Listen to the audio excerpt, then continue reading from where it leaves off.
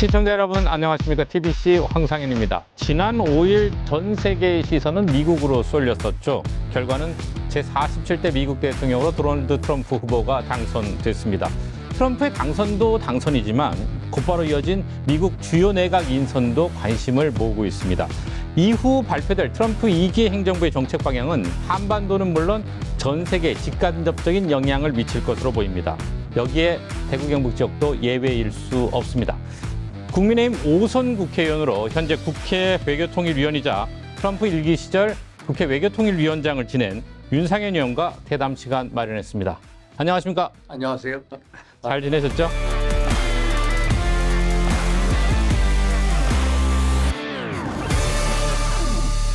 예, 잘 지냈습니다. 먼저 오선 국회의원으로 이력이 여러 가지신데 예. 외교통으로도 불리시잖아요. 예, 이런 맞습니다. 호칭에 대해서 동의하십니까? 일단 국회 내에서는 동의를 하고 있습니다.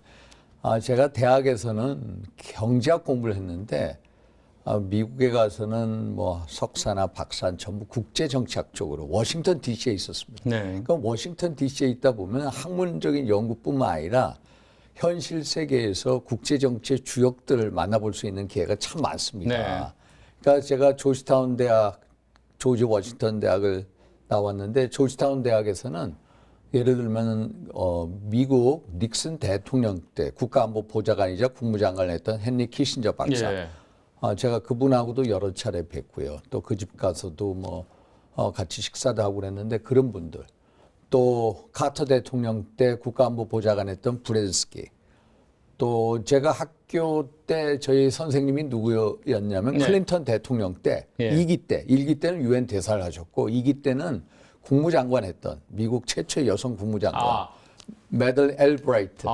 올브라이트 그분하고도 이제 학교 예. 선생님이셨고 예. 그래서 그런 분들을 많이 볼 수 있는 기회를 가졌고 그리고 또 학위를 마친 다음에 하버드 대학도 있었고 또 미국 의회조사국에서도 또 일을 했고 또 이런 또 이 존스 홉킨스 대학 고등국제관계대학에도 있었고 또 서울대학교 국제대학원에서 교수생활을 했고 그러다 국회 와서 보니까 또 외교통일위원회 그건 한 15년 가까이 있었습니다. 네. 물론 다른 상임위에도 있었습니다만은 외교통일위원회 한 15년 있다 보니까 외교 이런 문제에 대해서는 많이 연구도 해왔고 또 여러 의견도 많이 제시하고 있습니다. 실제로 현실 정치하고 학문적인 부분까지 다 섭렵을 하셨다. 외교통으로 불리는데 문제가 뭐 없을 것 같습니다. 그런 식으로 준비를 해왔고 또 예. 현실 정치를 하면서 그쪽에서 많이 얘기를 하고 있습니다.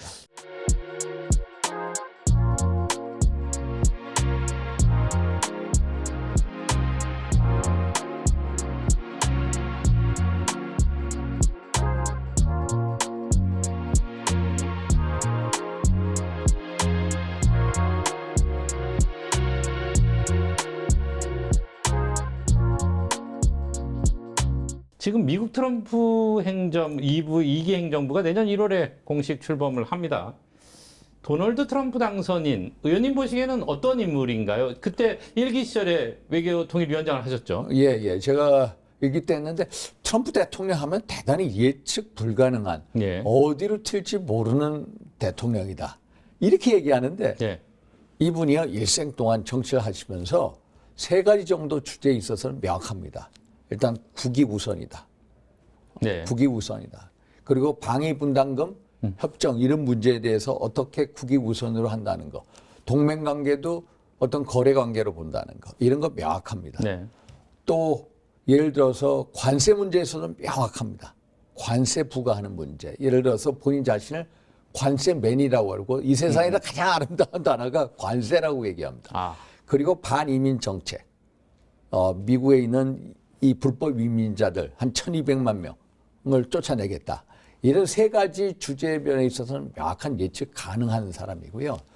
사실 2017년도 가을에 트럼프 대통령이 이제 저희 국회 본회의장 와가지고 연설도 하고 가까이서 뵙고 그랬습니다만은 이 막말꾼의 이미지를 우리는 언론을 통해서 많이 접했는데요. 그렇죠. 그렇게 알고 있죠. 사실 같이 뵈면은 막말꾼이 아닙니다. 예. 정말로 절제된 언어를 사용하는 그때 국회에 노련한 오셨을 때 정치인입니다. 따로 자리를 하셨나요? 자리는 못했고요. 예. 같이 다 인사를 하고 뭐 그랬습니다만은 어떤 느낌이셨어요? 사실 연설을 했는데 그 연설이 저희가 빌 클린턴 대통령이 94년도에 연설하고 한 23년 만인데 네.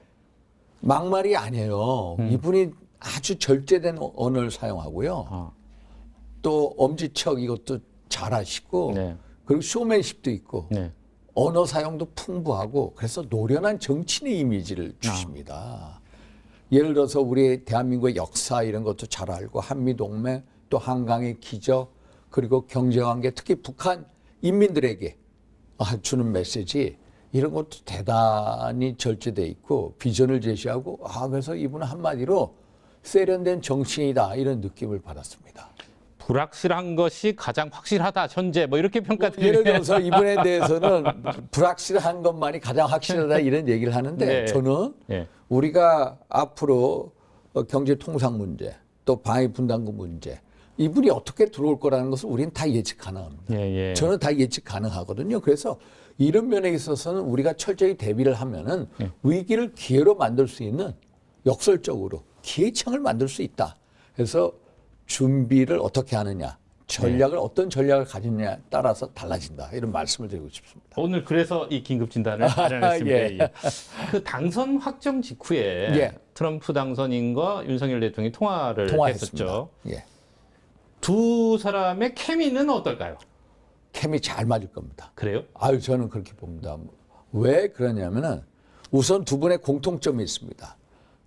윤석열 대통령 검사를 하시다가 일약 대통령이 되신 분이고요.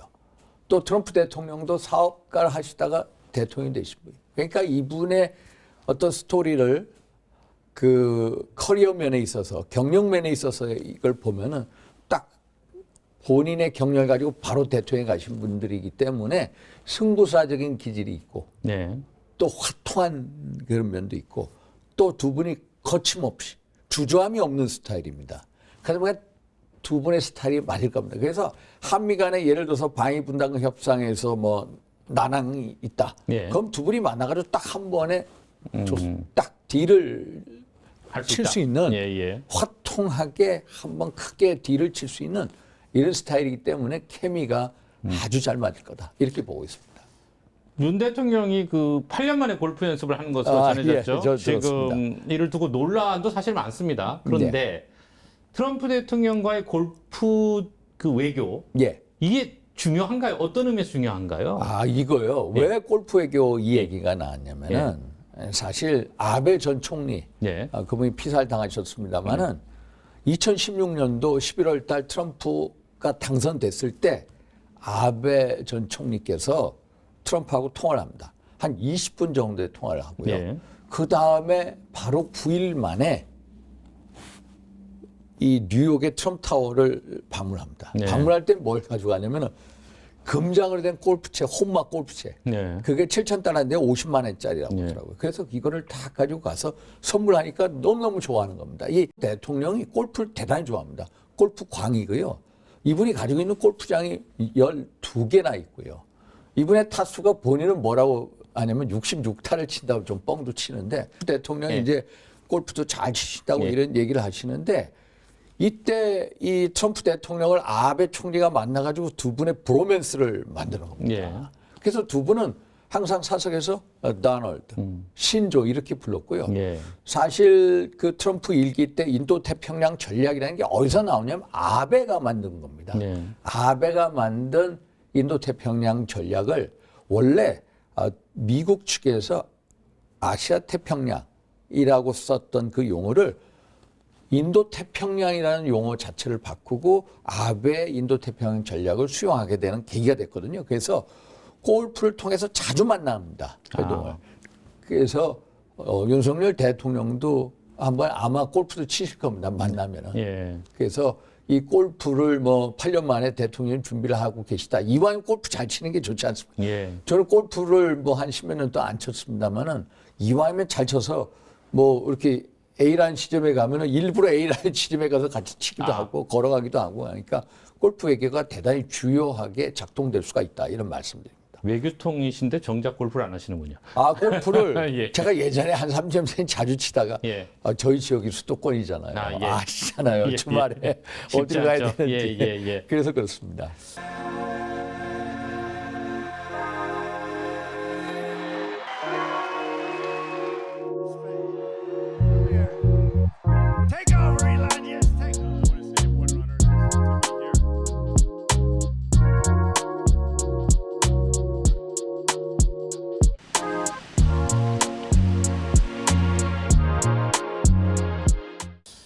선거 얘기를 좀 해보겠습니다. 예, 예. 의원님도 박빙의 선거를 치르셨죠. 예, 그렇습니다. 먼저 그 트럼프의 당선을 예상하셨습니까, 혹시? 저는 예상을요. 예.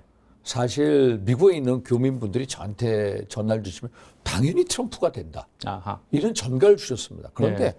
우리가 언론에서 접하는 거 그러니까요. 보면은 매번 예. 박빙. 이것을 면도날 두께의 예. 차이가 밖에 없다. 예. 그러니까 완전 초박빙, 초접전이다. 예. 레이저 씬이라는 단어를 썼거든요. 그래서 이게 좀 완전히 좀 초박빙이 되고 이 선거 결과 나올 때까지 한 일주일 정도 걸릴 줄 알았는데 의외로 빨리 끝난 거예요. 네. 그런데 아시다시피 미국 선거라는 게 우리 마냥 뭐 전국 단위 선거에서 최다 득표자가 되는 게 아니라 그렇죠. 미국의 주가 50개 주가 있고 거기 1개 주에 그 선거인단이 이제 분포가 돼 있지 않습니까? 네네. 가장 많은 주가 예를 들어서 캘리포니아주 54명의 선거인단이 있고 작은 주는 뭐 예를 들어서 네바다 같은데 뭐 예를 들어서 메인 같은데 4명 정도가 있는데 그래서 538명의 선거인단을 누가 가장 많이 가져가느냐 이건데 네. 사실 43개 주는 거의 다 딱 정해져 있습니다. 그래서 해리스 후보가 226명의 선거인단을 가지고 있고 네. 트럼프 후보가 219명의 선거인단을 가지고 있고 나머지 경합주 7개 7개. 주에서 가장 많은 네. 누가 이기냐에 따라 달라질 거다 했는데 7개 주가 북부의 러스트벨트라고 하는 옛 이 세락된 공업 지역이죠. 예를 들어서 펜실베니아, 미시간, 뭐 위스콘신 3개 주고 또 남부의 선벨트라고 해가지고 남부 곡창지대, 태양열이 많이 찌는 지대. 그래서 노스캐롤라이나, 뭐 조지아, 애리조나, 이제 네바다 네. 7개 주를 얘기하는데 여기에 93개 이 선거인단이 있는데 이것을 누가 가져가느냐 싸움에서 270명의 선거인단을 가져가는 사람이 이긴다고 봤는데 깜짝 놀란 게 뭔지 아세요? 93명의 선거인단을 전부 다 트럼프가 가져왔습니다. 네. 트럼프가. 그래서 압도적으로 이겼습니다. 네. 표 차이도요. 500만 표 차이가 났습니다. 이게 124년 만에 처음이고요. 트럼프 일기 때 보면은 트럼프 일기 때 클린턴한테 전국 득표수에서는 190만 표 졌습니다. 네. 190만 표 졌는데 선거인단이 이겨서 트럼프가 됐는데 이번에는 선거인단도 이 7개 주를 전부 싹쓸이하고 그리고 득표 차도 500만 표 이상 났다. 정말 압도적인 승리를 했습니다. 그래서 예상하셨어요? 이렇게 될 줄은 예상을 전혀 못했습니다. 사실 저희가 아는 정치평론가는 예. 그 얘기를 해주더라고요. 큰 표차로 이길 거다. 근데 그 말씀하신 대로 그 당시 언론은 그렇게 보지 않았으니까요. 예, 그렇습니다. 자, 근데 여기서 궁금한 게 미국 대통령이 다시 트럼프를 선택한 거잖아요. 예, 맞습니다. 그 이유가 어디에 있을까요? 전문가들은 경제를 얘기하는데 동의하십니까? 맞습니다. 경제입니다. 이 출구조사를 해서 가장 중요한 이슈, 투표 행위를 할 때 가장 큰 영향을 미쳤던 이슈가 뭐냐? 32%가 경제입니다. 그러면 예를 들어서 민당에서 제시하고 있는 낙태 문제, 네. 이런 문제에 대해서는 14%의 이 웨이트, 예. 이 무게가 없었다는 겁니다. 그래서 왜 그랬냐면은 사실 미국 경제가 지금 현재 아주 좋습니다. 네. 소비자 뭐 예를 들어서 물가 지수라든지 현재 예. 소비자 선행 지수라든지 뭐 경기 선행 지수죠. 경기 선행 지수라든지 고용률이라든지 실업률이라든지 또 PMI라고 해가지고 이제 구매자 관리 지수라는데 이것도 50 이상 넘습니다. 네. 아주 경제가 지금 좋은데 왜 그러냐면은 지난 2020년 우리가 코로나를 겪지 않았습니까? 네, 네. 코로나를 겪으면서 우리가 돈을 많이 풀었습니다. 풀다 인플레이션. 보니까 미국의 인플레가 너무 심해진 겁니다. 그래서 이걸 평균을 내보니까 바이든 정부 동안에 인플레이션이 얼마냐? 5.5%입니다. 네. 대단히 높습니다. 그러니까 이 일반 도시형 근로자들이 가장 크게 느끼는 문제는 고통스럽죠. 네. 소위 말해서 예. 소비자 물가가 너무너무 네, 올랐다는 비싸- 예, 겁니다. 비싸죠. 예를 들어서 햄버거를 하나 사 먹더라도요.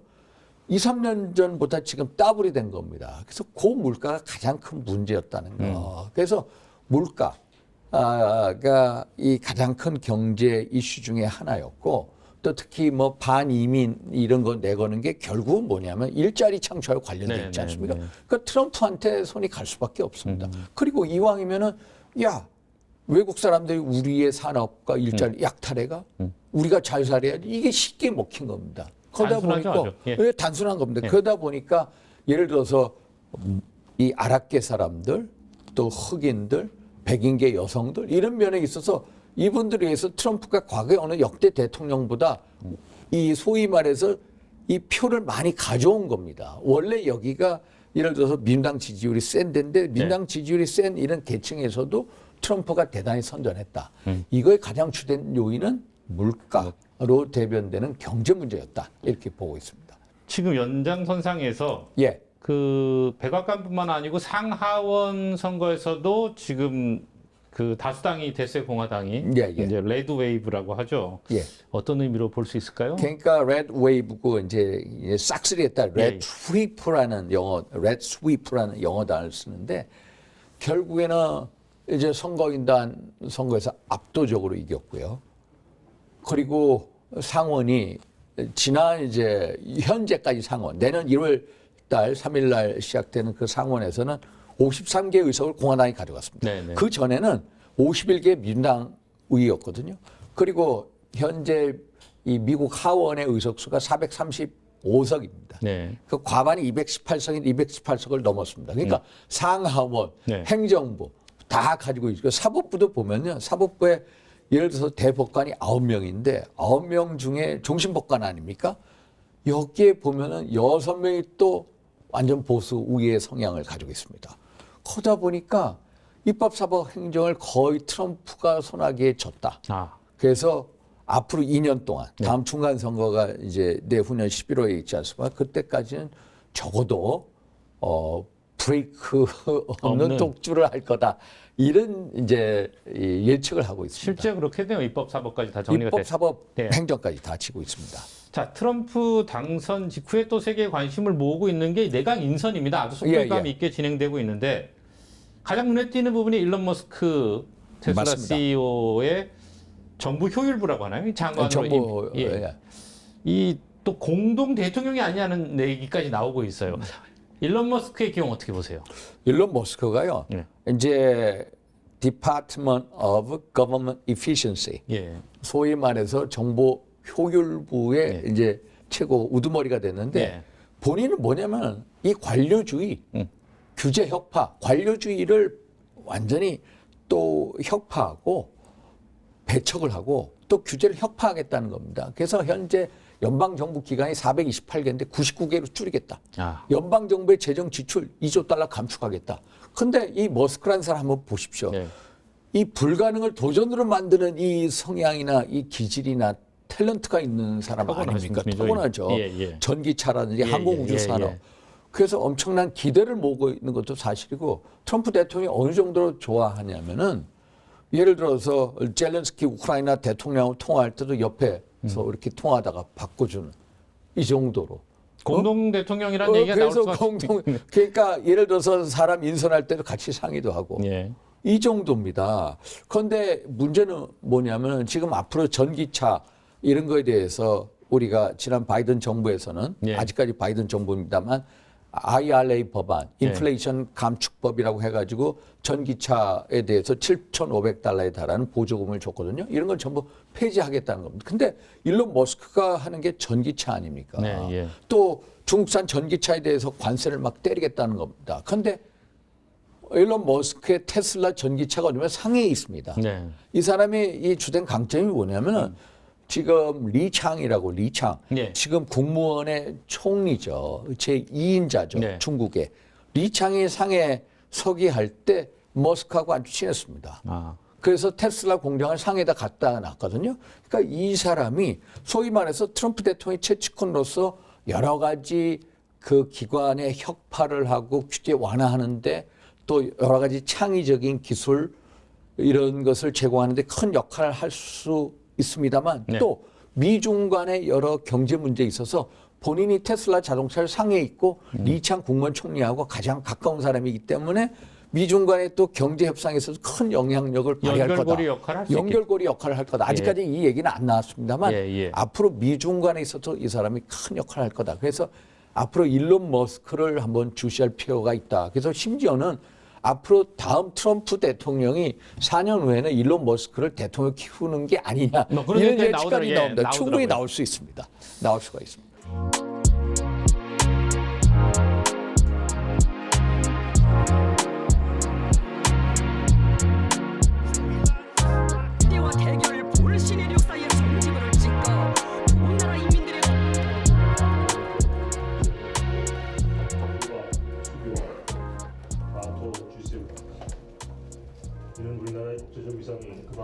이제 본격적인 얘기를 좀 해볼까요? 예. 지금 트럼프 위기 시대 한국과 미국의 관계, 한미 동맹 예. 변화를 맞을 것으로 보십니까? 지금 조태열 외교부 장관은 변화가 없고 굳건할 거다, 유지될 거다 이렇게 표현했는데 한미 동맹은 흔들리지 않을 겁니다. 그러나 트럼프 대통령의 동맹관을 우리가 알아야 됩니다.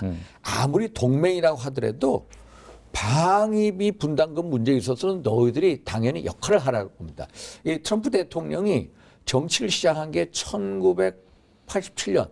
이분이 46년생이시거든요. 예, 예. 그러니까 40대 초반부터 정치를 공화당에 입당을 해서 정치를 시작하는데 아주 특이한 점이 있습니다.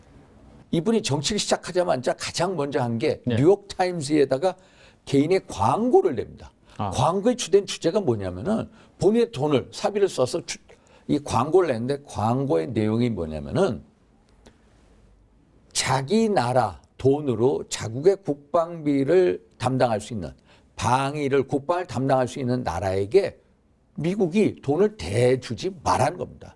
이 얘기를 1987년도부터 얘기하고 지금까지도 얘기하고 있는 겁니다. 지금 신념이네요. 예, 이분의 신념입니다. 그래서 방위 분담금 협상 트럼프 일기 때도 우리에게 뭐 50억 달러를 내라 이런 식으로 요구가 들어왔고 지금은 100억 달러를 내라.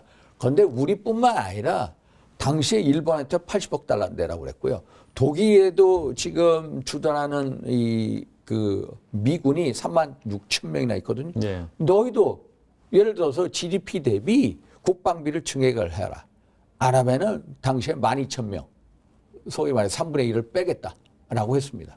결국 그런 계획도 전부 다 바이든 대통령이 들어서 전부 다 백지화시켰거든요. 네, 예. 그래서 이런 식의 이분이 어떻게 나올 거다라는 걸 이제 우리가 가정을 해서 한미 동맹이라는 게 이분은 경제적 관점에서 생각하지만은 군사적인 관점, 경제적인 관점, 그리고 한미 동맹을 통해서 우리가 미국의 방위나 미국의 경제 활성화에 어떻게 기여하는가를 알려드리면은 결코 한미 동맹에 어떤 문제점 없을 거다. 이렇게 보고 있습니다. 지금 말씀하신 그 대목인데 예. 트럼프 당선인이 한국을 향해서 머니머신이라는 표현을 맞습니다. 썼죠. 예. 미 방위비 분담금 문제가 사실 우려가 됩니다. 10배를 더 내라고 하는 거 아닙니까? 네, 바이든 예. 행정부하고 이미 했는데 체결을. 우리가 어떻게 대응을 해야 될까요? 사실 우리가 방위 분담금을 네. 1991년도부터 내고 있습니다. 주한미군에 있는 근로자, 한국인 노무자분들에 대해서 또 군수지원비, 군사건설비 3대 분야에 대해서 우리가 방위 분담금을 내는데 현재 우리나라 올해 내는 액수가 한 1조 3천억 정도 됩니다. 네. 그런데 2019년 제가 외교통일위원장 할 때 당시 우리가 1조 안 되는 돈을 냈는데 갑자기 50억 달러를 내라고 그런 겁니다. 네. 그럼 한 6조 원 가까이 내라고 얘기했거든요. 네, 예. 그러니까 6배를 내라고 해가지고 우리가 당시 야 이거 큰일 났다 해가지고 저도 미국의 방위 분담 이 수석 대표 제임스 더 하트라는 사람도 만나고 우리가 외교부가 미국 국무부하고 계속 이 협상을 했습니다만 네. 안 돼 버렸습니다. 그때 협상 타결이 안 됐어요. 결국은 바이든 정부에 와서 협상 타결이 돼서 우리가 지금 1조 3천억 정도 내는데 최근에 2026년도부터 내는 방위 분담금 우리가 5년 단위로 합니다만 12차 방위 분담금 SMA 특별 협정을 맺어서 2026년도부터는 우리가 1조 5천억을 내고 매년 소비자 물가 지수에 연동돼서 올리겠다고 협정을 맺었는데 그렇죠. 한 2주 후에 트럼프 대통령이 시카고 경제 클럽에서 뭐라고 얘기하냐면 야 한국은 머니머신이다. 빨리 얼마 내냐. 100억 달러를 내는 거예요. 14조를 내는 겁니다. 10배가 넘어가죠. 그래서 이걸 어떻게 풀어낼 거냐. 결국은 우리 윤석열 대통령, 트럼프 대통령을 빨리 만나서 당신께서 얘기하듯이 우리 대한민국이 머니머신이 아니라 미국의 글로벌 아태 전략을 수행하는 데 있어서 최고의 핵심 파트너다. 네. 그리고 한미일 군사협력을 고도화시켜서 결국 미국 주도하에 질서를 국제 질서를 만드는데 최고의 역할을 하고 있다. 그리고 우리가 작년에만 하더라도 미국에 투자한 돈이요. 215억 달러입니다. 최고 1위 국가입니다. 그리고 우리가 많은 공장을 져서 너희들의 일자리 창출하고 있는 경제동맹이라는 걸 알려드려야 되고요. 반드시 협상을 하게 되면 야 우리가 너희들 방어를 위해서 소위 말해서 뭐 항공모함이든 핵추진 잠수함이든 뭐 B2B 전략 폭격기를 했는데 너희들 돈 내야 될 거 아니냐. 일기 때도 이런 협상이 들어왔습니다. 우리가 끊었습니다만 네. 사실 이게 또 협상으로 들어올 겁니다. 야, 전략자산 전개 비용에 대해서 너희들이 기여를 해라. 네. 그러면은 요번에도 우리가 기여할 부분에 기여하고 이런 전략자산 전개가 우리 방위를 위한 것도 있지만은 중국 견제 목적도 있는 거 아니냐 이런 거 설명을 하고 그리고 우리가 미국에다 요구할 게 뭐냐면 한미 원자력 협정 개정 문제, 네. 핵 추진 잠수함의 어떤 이전 문제 이런 거에 대해서 우리 거 당당히 요구할 건 요구하고 또 들어줄 건 들어주고 이런 식으로 가면 충분히 타협이 이루어진다. 결코 동맹 관계가 흔들리지 않는다 이런 말씀을 드립니다. 의원님, 그 사실은 이제 트럼프에 대한 그냥 막연한 이미지 중에 예. 말씀하신 그런 논리가 설득이 될까? 뭐 이런 의문도 있는 것 같아요. 이분이 이제 경제 논리가 네. 이제 센 분입니다. 네. 경제적 관점에서 얘기를 하는데 네. 이제 이분에 대해서 가장 중요한 건 인간적인 친밀감이 가장 중요하고요. 예. 그걸 통해서 논리를 설파하고 네. 그러면 충분히 이게 가능한 얘기다. 우리가 물론 기여를 해야 됩니다. 그래서 가능한 한 빨리 만나야 한다. 빨리 만나서 이런 얘기를 하고요. 일본도 이미 네. 일본은 방위분담금 협정이 2026년도에 끝나고 27년부터 다시 시작이 되는데 현재는 매년 2,100억 엔을 냅니다. 예. 그러니까 2조 원을 내는데 여기도 당연히 협상이 들어갑니다. 우리 먼저 받게 되죠. 예. 여기도 지금 제가 일본의 참여연 의원들, 중의원 의원들 만나보면은 예. 일본은 2조 원이 아니라 3조 원 이상도 내겠다. 우리가 요구할 건 요구하겠다. 이런 식의 입장을 가지고 있습니다. 자, 이 부분과 함께 또 쟁점이 되는 게 북미 관계입니다. 미국이 북한에 직접 대화를 만약 하게 된다면 네. 또 우리 정부가 패싱 당할 우려가 있다는 지적도 제기가 되고 있는데 어떻게 보세요? 그래서 패싱 당하지 않게 한미 간의 어떤 그 동맹 관계를 굳건히 하는 거 이게 가장 중요하고요. 네. 사실 지금 미국 행정부의 가장 큰 우선순위 국제 문제는 러시아 우크라이나 전쟁, 예, 예. 중동 문제, 대만 문제 이런 것들입니다. 사실 북한 문제는 후순위에 빠져 있습니다. 그래서 또 미국 조회 분위기가 어떠냐면 예. 북핵 폐기가 아니라 북핵 동결, 북핵 확산 저지에 맞춰져 있습니다. 그래서 민당 공화당 요번에 정당 강령에 보면은요 북한 비핵화가 빠져 있습니다. 이게 미국 조야의 분위기입니다. 김정은의 입장은 뭐냐? 김정은은요 반드시 트럼프 대통령 임기가 딱 4년만 남아 있습니다. 트럼프 대통령하고 반드시 자기가 딜을 만들어낼 수 있다라고 생각합니다. 4년 안에. 4년 안에. 네. 그러면 현재 미국에서 행정부가 북한 문제가 후순위에 밀려 있다고 한다면 아마 김정은 위원장이 먼저 트럼프 대통령한테 추파를 던지고요. 만약에 그게 안 되면은 도발을 할 겁니다. 도발을 하고 특히 대륙간 탄도미사일 도발 10월 31일 날 화성포 19형 쏘지 않았습니까? 근데 이 북한에서 미국의 뉴욕이든 LA든 어디든지 마이애미든 때릴 수 있는 능력이 있습니다. 그게 대륙간 탄도미사일 ICBM인데 현재 ICBM 재진입 기술을 가지고 있느냐 안 가지고 있느냐 이게 아직까지 확인이 안 돼 있는 상태입니다. 네. 이게 뭐냐면은 북한이 예를 들어서 마이애미를 때린다. 핵미사일 공격한다 했을 때 대륙간 탄도미사일이 올라가지 않습니까? 대기권 밖으로 갔다가 대기권 안으로 내려올 때 6,000, 7,000도의 고온을 견뎌내야 됩니다. 그 고온을 견뎌낼 수 있는 마모를 방지하는 기술을 재진입 기술이라고 하는데 이게 거의 완성 단계가 있습니다. 지금 러시아 우크라이나 전쟁을 위해서 11,000명의 북한 병사가 파병이 돼 있지 않습니까? 그렇죠. 예. 파병된 원인이 한 명당 얼마를 받냐면 참전 수당은 2만 달러를 받고요. 그리고 월급을 2천, 3천 달러를 받습니다. 이런 어떤 돈벌이의 목적도 있지만 가장 중요한 게 러시아로 하여금 대륙간 탄도 미사일 기술을 달라. 핵 추진 잠수함 기술을 달라. 군사정찰 위성 기술을 달라는 거거든요. 이거 이전이 곧 이루어지면은 북한이 명실공히 언제 어디서든 미국의 어느 곳이든 핵미사일 공격할 능력을 갖게 됩니다. 그걸 보여줬을 때, 그걸 확인했을 때 미국 트럼프 행정부는 북한은 사실상 핵보유 인정할 수밖에 없다. 미국으로서 가장 중요한 문제는 대륙간 탄도미사일의 폐기고요. 그리고 핵 동결시키고 핵이 다른 나라로 확산되는 걸 방지하는 겁니다. 이런 전제 조건을 달고 북한과 미국과 딜이 이루어지고 당연히 북한은 사실상 핵 보유국의 인정을 받을 거다. 이게 거의 10중 8구 트럼프 앞으로 4년 동안 안에 이루어질 것이다. 이렇게 보고 있습니다. 트럼프가 김정은을 만날 거예요? 당연히 만납니다. 그래요? 그러면 만나기 위해서 김정은이 가만히 있지 않을 겁니다. 이런 식의 도발을 하고 ICBM 재진입 기술을 가지고 있고 ICBM을 실전 배치했다라는 날 그거 미국 못 받아들입니다. 미국 못 받아들입니다. 그러면은 예를 들어서 북한이 한국을 공격하지 않습니까? 28,500명의 주한미군이 들어갑니다.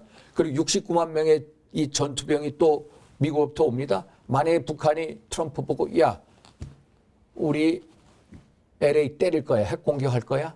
그럼 미국 못 들어옵니다. 미국 못 들어옵니다. 그러면 이런 상황에 대비해서 우리도 핵무장을 제한적, 자의적 핵무장을 하자. 우리도 트럼프 대통령을 설득해서 우리도 핵무장을 하겠다. 그 핵무장의 목적이 소위 말해서 북한 핵 폐기를 위한 핵무장이다. 그래서 우리 핵과 북한 핵을 동시에 폐기해서 북한 비핵화, 한반도 비핵화를 이뤄내겠다라는 게 저의 주장이고 이걸 트럼프 대통령한테 설득해서 이런 방향으로 가야 된다라고 제가 보고 있는 겁니다. 네, 이제 경제 문제 얘기 예, 좀 해보겠습니다. 좋습니다.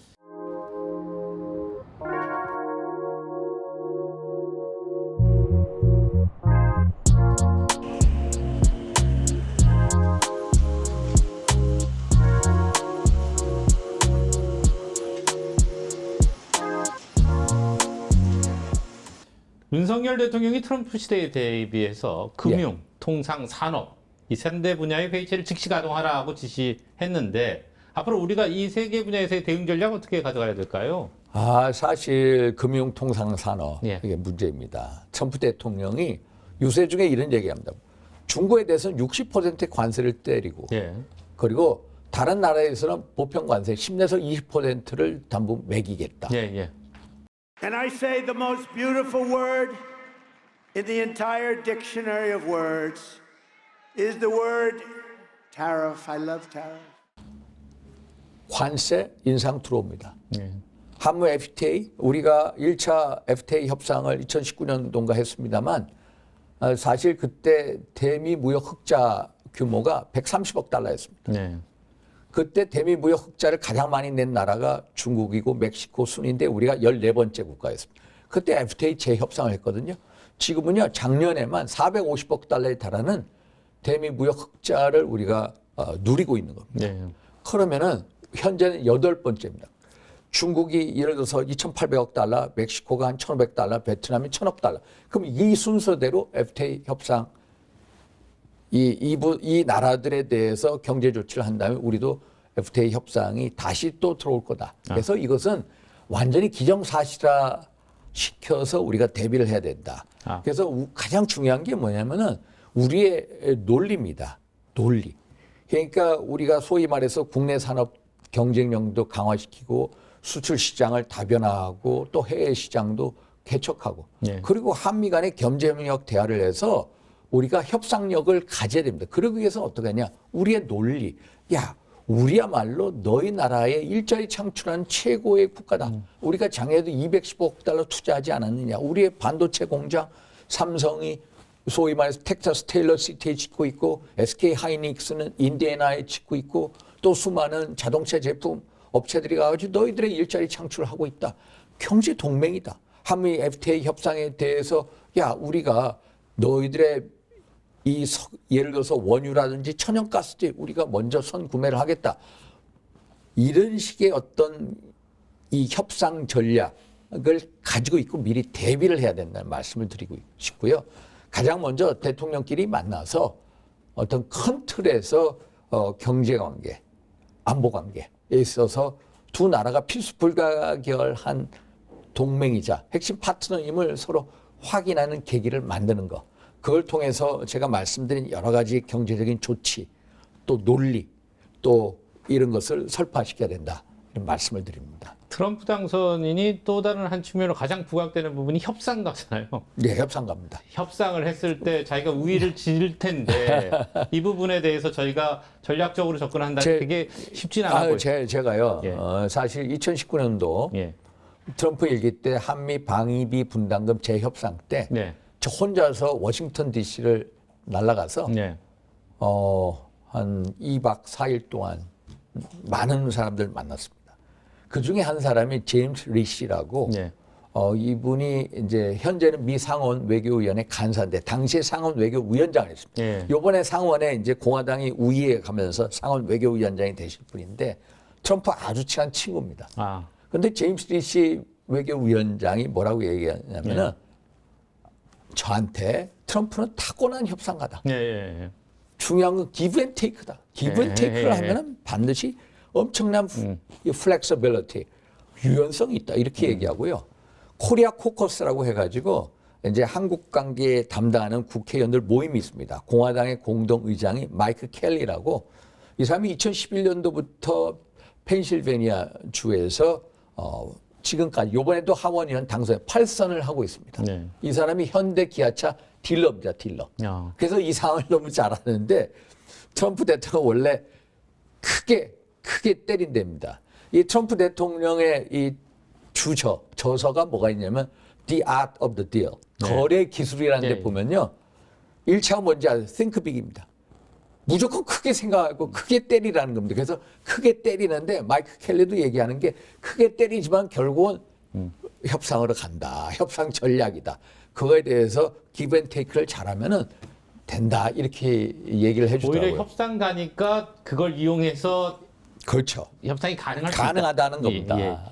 그래서 우리 윤석열 대통령 think 예. 크게 생각하는 분이기 때문에 충분히 협상이 가능하다. 이렇게 봅니다. 지금 경제에 대한 걱정이요. 한국갤럽이 지난 12일부터 14일까지 조사를 했더니 트럼프 당선이 한국 경제에 부정적 영향을 미친다가 70%를 넘었어요. 또 특히 지역, 대구 경북의 경우에는 더 높았고요. 어떻게 보세요? 대구 경북이 예. 사실 우리 정권의 뿌리이자 기반 아닙니까?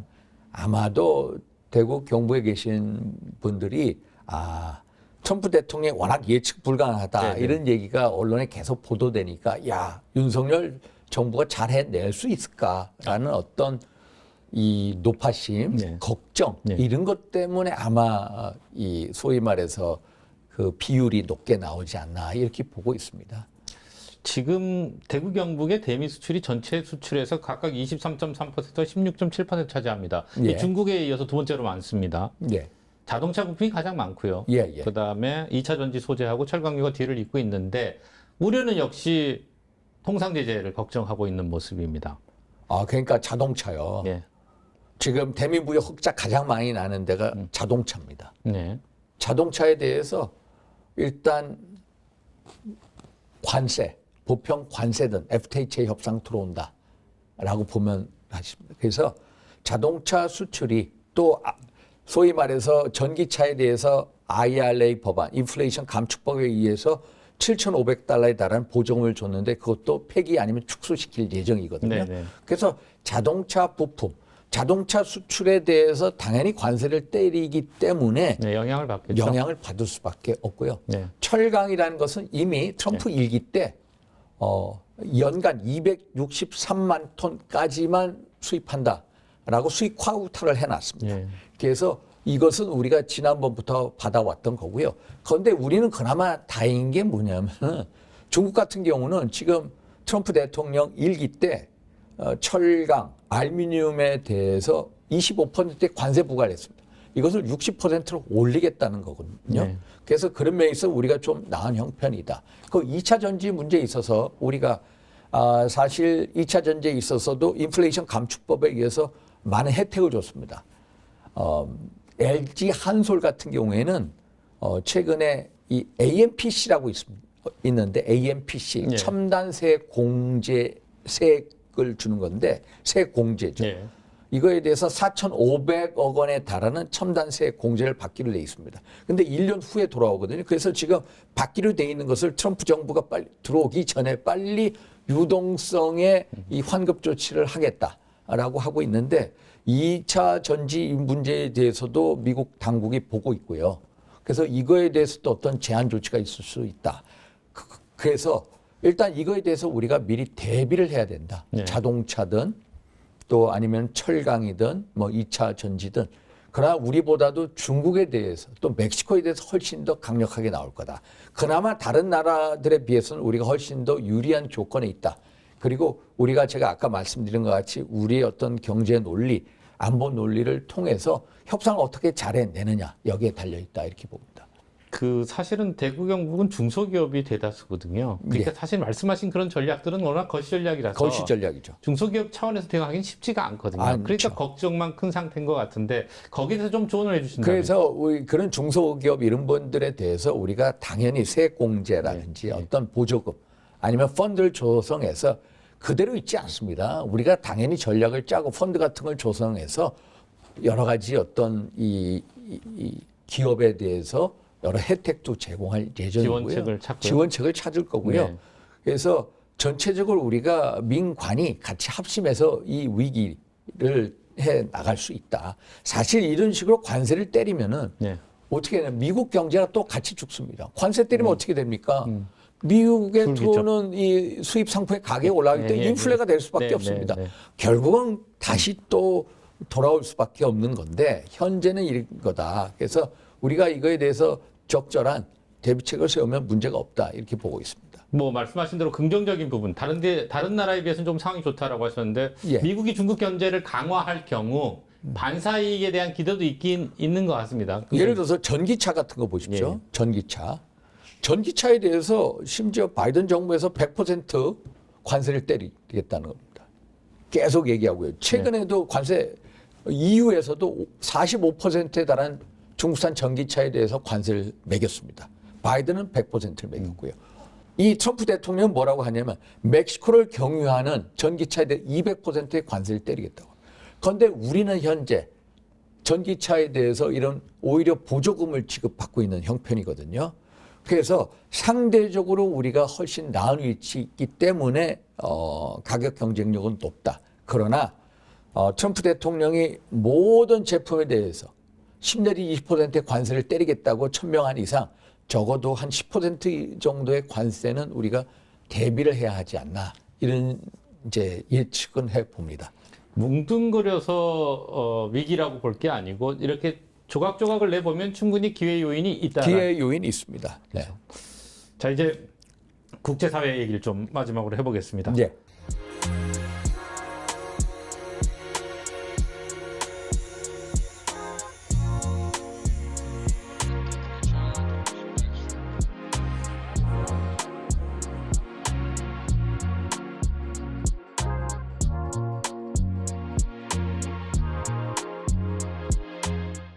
앞서 잠시 언급하셨지만 러시아 우크라이나 전쟁. 네. 트럼프 당선인은 본인이 취임하면 24시간 안에 전쟁을 끝내겠다 이렇게 표현했고요. 젤렌스키 우크라이나 대통령도 트럼프 행정부가 들어오면 빨리 전쟁이 끝날 것 같다라는 전망을 했었어요. 예. 우리 의원님 보시기는 어떠세요? 러시아 우크라이나 전쟁 곧 끝날 겁니다. 저도 끝나리라 봅니다. 왜냐하면은 바이든 행정부에서 최근에 60억 달러에 달하는 군사 지원을 했고요. 네. 에이터 킴스라고 해가지고 사정거리 300km에 달하는 미국산 미사일을 쓸 수 있게끔 해줬습니다. 네. 그런데 바이든 대통령이 이것까지 한 거에 대해서 트럼프 측 인사들은 자기네들한테 통보도 안 하고 이렇게 했다. 이것은 월권이다. 불법이다. 막 이런 식까지 얘기하는데 트럼프 대통령이 들어오는 이상 군사 지원 안 할 겁니다. 그리고 여러 가지 제한 조치를 줄 겁니다. 그러면 유럽에 있는 이 영국이나 불란서나 독일을 따라갈 수밖에 없습니다. 그래서 결국은 종전으로 갈 수밖에 없다. 그러면 어떤 종전이냐의 네. 문제인데 아직까지 휴전 협상에 대해서 운은 띄우고 있습니다만은 휴전 협상의 내용이 아마도 러시아가 우크라이나한테 계속 제기하는 문제는 뭐냐면 나토 가입하지 마라라는 겁니다. 그래서 미국이 아마도 우크라이나의 나토 가입을 한 20년 이상 유보시킬 거고요. 또 대신에 지금까지 쿠르스크라는 지역을 러시아가 2차 세계대전 이후에 처음으로 외국한테 영토를 빼앗긴 지역입니다. 여기를 서울의 2배 면적을 확보했다가 1배 면적으로 지금 축소된 상태인데 쿠르스크 지역을 우크라이나가 점령한 겁니다. 그래서 점령한 지역을 다시 돌려줘라. 그리고 비무장지대를 설정하고 이런 식으로 해서 어떻게 보면은 좀 우크라이나한테는 좀 굴욕적인 협상 그러니까요. 조건을 제시할 거다. 그래도 우크라이나가 결국 따라갈 수밖에 없을 거다. 이렇게 보고 있습니다. 방금 말씀하신 대로 지금 미국에서 그런 조치, 바이든 행정부가 마지막으로 지금 한 걸 두고서 3차 세계대전에 대한 우려까지 지금 나오고 있는 상황이지 않습니까? 예. 이 부분은 어떻게 보세요? 그러니까 이제 에이타 킴스, 소위 말해서 이 러시아 본토 내부를 네. 공격할 수 있는 미사일 사용을 네. 하지 마라. 예를 들어서 미국산 에이타킴스, 뭐 영국산 섀도스톰 이런 미사일을 쓰지 못하게 했는데 그걸 풀어줬습니다.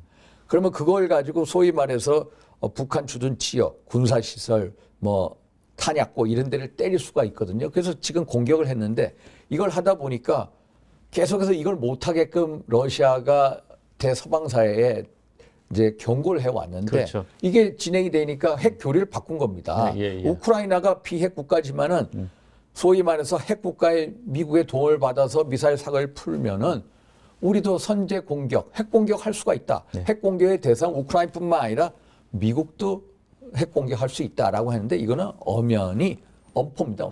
엄포. 영어로 얘는 블러핑, 공갈이 그 공갈. 블랙메일, 공갈이라는 거고요. 이거에 대해서 그래서 3차 세계 대전을 간다라고 얘기하는데 러시아가 핵 교리를 바꿨다.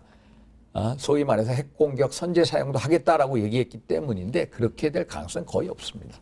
3차 세계 대전까지는 안 갈 거다. 이렇게 보고 있습니다. 러시아 우크라이나 전쟁은 끝나는 시점은 이 트럼프 대통령은 네. 본인이 취임하고 24시간 내에 끝내겠다. 그렇게 얘기했었죠. 이렇게 얘기했는데 아마 취임하고 나서 몇 개월 안에 끝내게 될 거다. 이렇게 보고 있습니다. 그럼 그 밑에 지금 물밑 작업은 진행이 되고 있겠네요. 지금 아마 협상안을 네. 만들고 있습니다. 협상안, 휴전 협상을 만들고 있고요. 네. 트럼프 대통령이 아마도 미리 젤렌스키하고 푸틴 대통령한테 미리 선제적으로 취임하기 전에 그 협상 조건을 제시할 겁니다.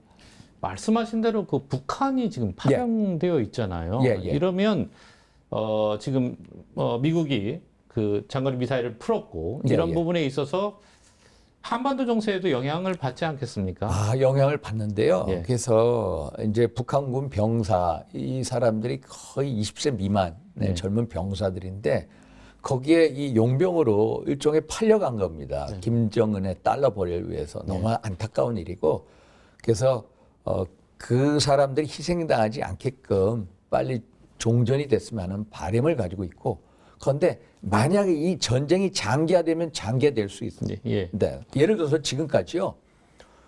러시아 군대가 150만 명입니다. 지금 사망자가 70만 명 육박합니다. 그래서 군 병력을 차출할 데가 없으니까 제수들, 감옥에서 제수들 하고 뭐 체첸에서 가지고 큐바에서 가지고 이런 식인데 지금 북한이 11,000명이나 대주거든요. 장기화되면 장기화될수록 어떻게 되느냐? 북한군 병사가 더 들어가게 됩니다. 그만큼 희생이 많아지고요. 북한의 희생이 많아지면 많아질수록 소위 말해서 푸틴 대통령의 입장에서는 북한의 도움을 많이 받는 입장이기 때문에 북한이 원하는 ICBM, 대륙간 탄도미사일 재진입 기술이라든지 핵 추진 잠수함 기술이라든지 군사정찰 기술을 전수해 줄 가능성이 너무 크다는 거. 그게 바로 우리에게 악영향을 미친다는 거. 그렇죠. 그게 한반도의 게임 체인저가 되고 그러면 한반도의 전략 지형이 완전히 180도 달라진다는 거. 그래서 그게 가장 위험한 상황으로 가는 겁니다. 그래서 전쟁이 장기화되면 장기화될수록 북러 군사협력이 공고화되고 그러면 그럴수록 러시아의 최첨단 군사 핵심 기술을 북한에 전해줄 가능성이 높기 때문에 그것은 우리에게 한반도의 전략 지형에 아주 안 좋은 영향을 미친다. 이런 생각을 갖고 있습니다. 얼마 전에 그러니까 예. 최근이죠. 그 G20 정상회의가 브라질에서 있었지 않습니까? 그 반트럼프 가치가 바닥에 깔려 있었던 회담이었던 것 같고요. 보호무역주의와 기후위기는 과장이라는 이 트럼프의 입장에 대한 국제사회의 우려가 커지고 있는 것으로 보이는데 어떻게 보십니까? 이게요. 예. 페루에서도 네. 이제 에이펙 정상회의 예, 있었고 또 브라질 리오데자네이로에서 G20 예. 회의가 있었는데 똑같습니다. 각국의 정상들이 모여서 다자무역주의를 네. 주창하고 나온 겁니다. 예, 예. 소위 말해서 트럼프 대통령의 보호무역주의 이걸 못 받겠다는 겁니다. 예, 예. 결국 보호무역주의라는 게 뭡니까? 자국 산업 보호를 위해서 타국의 수입품에 대해서 제한 조치를 하는 거거든요. 관세 장벽, 비관세 장벽을 쌓겠다는 건데 결국은 국제 무역적인 측면에 있어서는 파이 이 과실이 줄어드는 겁니다. 그래서 반대를 하고 있고요. 지금 IMF 국제통화기금 같은 데서 미리 통계자를 지금 제시를 했습니다. 만약에 트럼프 대통령이 10%의 관세를 매긴다. 그래서 미국과 중국과 또 EU 경제권이 이거에 똑같이 관세를 매게 된다면, 보복 관세를 매게 된다면 내년도 경제 성장률이 0.8% 네. 떨어질 것이다. 내후년도 경제 성장률 1.3% 떨어지고 미국의 경제 성장률도 내년도에 1% 하락할 것이다. 이렇게 경고를 하고 있습니다. 그래서 열리고 무차별적이고 공정하고 또 투명한 다자무역주의, 이것을 전부 다 전 세계 국가들이 이 미국만 빼고 트럼프 대통령만 빼고 다자무역주의를 전부 옹호하는 형국에 와 있습니다. 그래서 트럼프 대통령의 이 보호무역주의, 소위 말해서 아메리카 퍼스트가 언제까지 갈지, 이것도 아주 우리가 앞으로 최고의 관심사 중에 하나입니다. 그 논의를 이제 마쳐야 될 시간인데요. 오늘 주제가 트럼프 이기 위기인가 기회인가입니다. 네. 끝으로 이제까지 말씀을 뭐 많이 하셨지만 정리를 하면 우리에게 위기입니까? 기회입니까? 이게 위기로 보이지만 우리가 어떻게 전략과 대비를 하느냐에 따라서 기회의 창이 될 수 있다. 결국은 정부가 어떻게 대응 조치를 만들고 또 민간이 합동으로 우리가 이런 어떤 보호무역주의 또 동맹 거래 관계를 보는 트럼피즘에 대해서 철저히 대비하는 게 중요하다, 이런 말씀을 드립니다.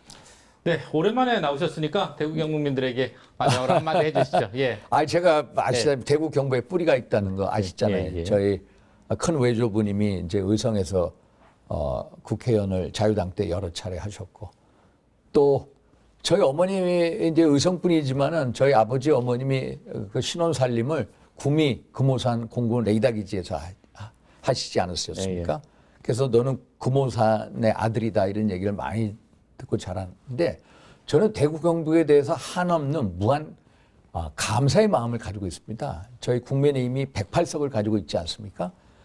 너무도 역부족인 상태 하에서 우리 대구 경북 분들이 계시기 때문에 우리 이 보수의 심장으로서 우리를 크게 지탱시켜 주는 것에 대해서 무한 감사를 가지고 있다, 이런 말씀을 드리고요. 제가 최근에 박정희 대통령 탄식 107돌이었습니다. 그래서 네. 구미 생가를 다녀왔는데 박정희 대통령을 보면서 느꼈던 게, 야, 이분이야말로 가난해서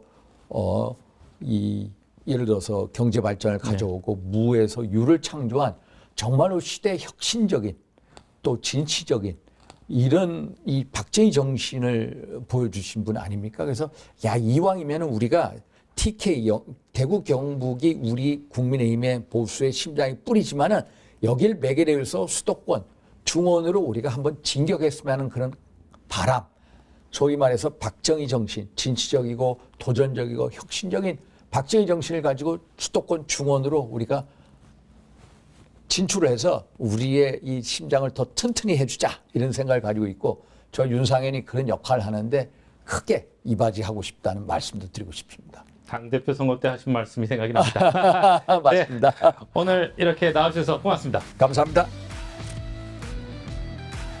네, 윤상현 의원과 함께 큰 변화가 예상되는 트럼프 2기 출범에 따른 위기 요소와 대응 전략을 짚어봤습니다. 외교, 안보, 경제 등 거의 모든 분야에서 직간접적인 영향이 예상되는 만큼 그야말로 모두의 지혜를 모아야 할 시점입니다. TBC 긴급 진단 트럼프 2기 위기인가 기회인가는 여기까지입니다. 시청해주셔서 고맙습니다.